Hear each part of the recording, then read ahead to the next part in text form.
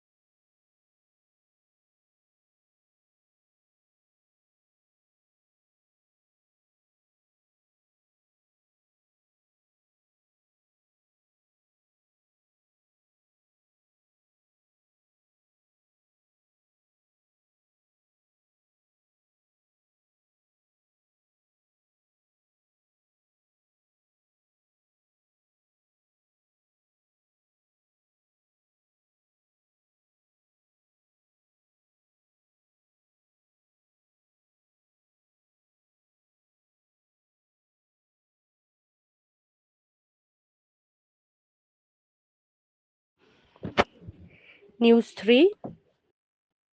Kamira Yuva Bharat ka bahab po katanat Ministry of Youth Affairs and Sports kalap pelat pagbaay ka MY Bharat Budget Quest aja penriyo na kabenta ka taan stay lamingi. Kani ka jaya lang ka ba arsing galas dang hasuso tam auditorium hasilong bakan penkut ka katlay trik uyayong. Ya kani lapan long kanya utuli ki jaka hakari borok ka da ka bakring palakat san hajar ngut ki samla bani shim benta.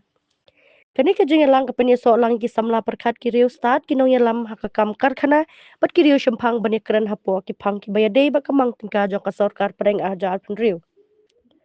Hakani ka sngi lawan shim benta ru chief guest o Maria Hom karkrang ringkai ba ki wepat ki he officer kentap ya Dino Bondu saha bat Bobby Walang. News 2.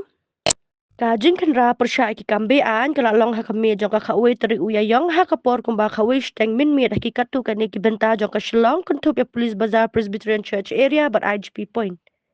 Ya kani ka jing kenra lapelong hapo ka jing alam jong additional SP traffic Lovesh Gark but SDPO B1 sweat but ringkat kiwe pat ki pulit.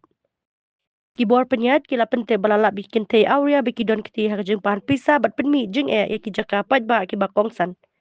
Haduk handrengut ki beriu kila syabat balapan register kes persya ki hapok ka section sispa shipo jongka Meghalaya Police Act.